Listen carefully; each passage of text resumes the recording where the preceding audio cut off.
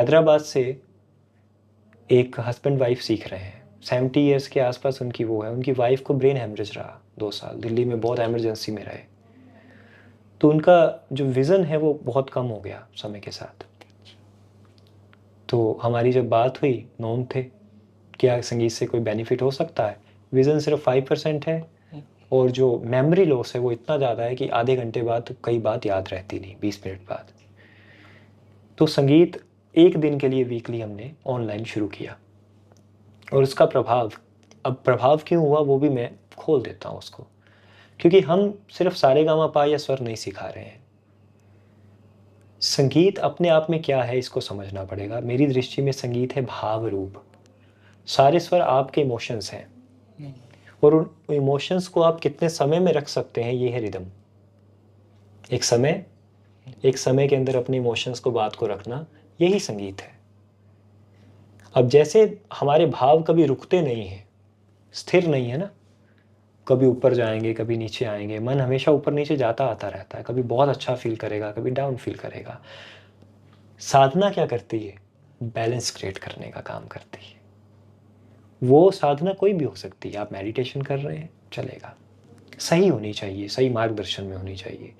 आप आजकल आसन बहुत होने लगे, जिसको सब लोग कह रहे हैं, विदेश में भी योगा का बहुत ट्रेंड हो गया है। योगा तो अष्टांग योग है, हमारी भारतीय संस्कृति का इतना प्राचीन वो हिस्सा रहा है। अष्टांग योग में यम, नियम, आसन, प्राणायाम, प्रत्याहार, ध्यान, धारणा, समाधि, ये सारे 8। लेकिन ये सारे छोड़ के जो आसन वेस्टर्न को पकड़ लिया सिर्फ हठ योगा को, अब आसन में भी, और उसमें भी डिफरेंट टाइप्स सिर्फ का फिजिकल वेरिएशंस ला रहे हैं। फिजिकल हो गए कि हम बॉडी को कितना मूव कर सकते हैं। कई आपने क्लिप्स देखे होंगे, जो योगा सिखाने वाले या आसन सिखाने वाले हैं, वो बहुत ज़बरदस्ती दीवार के साथ लगा के, किसी टेबल के साथ लगा के कितना ज़्यादा फ्लेक्सिबल कर सकते हैं, मोड़ सकते हैं, सिर्फ इसी पे आधारित हो गया। हमारी कोई भी क्रिया, संगीत में भी ऐसा ही हुआ है। हमने संगीत की बात तो करी, पर संगीत में भी 90% से भी ज़्यादा मिलावट आ गई। संगीत भी बाहरी होके रह गया, कमर्शियल होके रह गया। इसलिए उसका, जब भी संगीत नाम कोई सुनता है, पहला उसके माइंड में जाता है कि बजाना गाना होगा, लाउड ऊंचा गाना होएगा, कुछ सुन रहे होंगे, ठीक है, भी पीसफुल भी हो सकता है, पर सिर्फ गाने से रिलेटेड है। नहीं, वो कभी नहीं था। और गाने का क्या लिरिक्स चल रहा है वो भी पता नहीं, बिल्कुल। उस लिरिक्स का क्या मतलब है, उसका कोई अच्छा मतलब ही है कि नहीं। मीराबाई जी जगत से अपने आप को दूर कर लिया, भगवान के लिए गा रहे हैं। स्वामी हरिदास जी आज हर जना वृंदावन में दर्शन के लिए जा रहा है बिहारी जी के, तो वो प्रगट्य ठाकुर हैं स्वामी हरिदास जी द्वारा। स्वामी हरिदास जी उनकी सेवा करते थे, तानसेन के गुरु हैं। तानसेन का नाम है, हरिदास जी का नाम लोग कम जानते हैं। हरिदास जी कोई भी राग गाते थे तो कोई दूसरा सुन लेता था तो वो कह रहे ये जूठा हो गया, इसको शुद्ध रूप से भगवान के सामने रखूंगा आज, इसके बाद गाऊंगा नहीं भगवान के सामने। ये कितना गहरा वो संगीत रहा होगा। बहुत पुरानी बात नहीं है, 500 ईयर्स बैक, कि वो संगीत प्रकृति से ऐसे जुड़ा हुआ था कि बारिश करवा देता था, वर्षा होती थी। हमारे मन पे उसका कितना इम्पैक्ट होगा।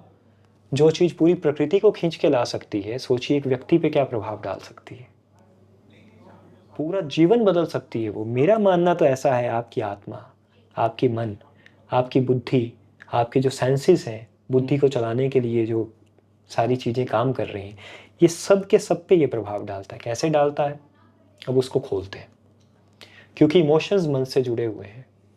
हम जब किसी ओम को या कोई ध्वनि लगवाते हैं तो हम सीधा सीधा कहते हैं कि देखिए, आपका जो हृदय पाठ है, ये हम कहते हैं कि आपकी जो छवि ना हमारे हृदय में बस गई है, हमारा आपसे बड़ा हृदय से प्रेम है। हम ये तो कभी नहीं कहते पेट से बहुत आपसे प्रेम है, पेट में छवि बस गई है, यही स्थान क्यों चुनते हैं? ये पार्ट है जहाँ इमोशंस रहते हैं हमारे। तो लोगों ने क्या कहा संगीत को, कि सिर्फ नाभि से, पेट से चलता है संगीत, गाना चाहिए। तो मतलब आपने इमोशंस के पार्ट्स को ही सारा गायब कर दिया बीच में। नाभि से चलता है, नाभि क्या है? पेट गंभीरे के लिए यूज़ होता है। जितना ध्वनि नीचे जाएगी, गंभीरे बढ़ता जाएगा। जितना ऊपर आएगी, मतलब आपकी ऊर्जा है, सीधा सीधा देखिए आप, प्राण वायु चल रही है, जैसे आप भगवान की प्राण प्रतिष्ठा करते हैं, वैसे आपकी श्वास जो है स्वरों के रूप में प्राणवायु स्वरों की प्राण प्रतिष्ठा कर रही है। अब हम लोग कैसे वर्क करते हैं किसी के मेंटल स्ट्रेस के ऊपर, डिप्रेशन के ऊपर, सीधा सा मुझे देखना होता है व्यक्ति बहुत ज़्यादा चंचल है तो उसको श्वास स्लो करवानी है कि धीमा स्वर लो। अब धीमा लेने के लिए उसका अभ्यास क्या गया, बारी बारी स्लो डाउन कर रहा है वो अपने आप को। स्लो डाउन करने पे तो उसका अभ्यास नहीं है, कभी स्लो हुआ ही नहीं लाइफ में। अब जब एक एक चीज़ की 15 मिनट रोज प्रैक्टिस चल रही है, 20 मिनट की, शांत करना है, ऐसे सांस लेने की जगह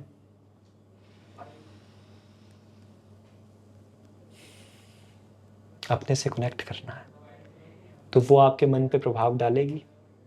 अब वाणी से जुड़ा हुआ है संगीत, जैसे ही आपका मन तो हो सकता है जो चल रहा हो किसी को शायद ना दिखे, पर आपने अगर मुझे अच्छा या बुरा बोला, वो तो आपकी वाणी मुझे सुनाई दे रही है, दिख रही है। वाणी क्या दिखा रही है? जैसा आपका मन है, और मन भी तो विचारों से जुड़ा हुआ है, थॉट्स, इमोशंस और बाहर निकलना। तो शरीर में सिर्फ एक मिरर मानता हूँ हर चीज़ का, कि आप खुश होंगे खुशी दिख जाएगी बाहर, उदास होंगे उदासी दिखेगी। तो इसलिए मेरा संगीत को बड़ा सीधा सा सिद्धांत है देखने का, नेचुरल बनिए, एफर्टलेस होने का जो मैं मतलब मानता हूँ कि सहज रूप में अपने आइए, अपने स्वरूप में स्थित होइए, फिल्टर्स और लेयर्स हटा दीजिए अपने जीवन से।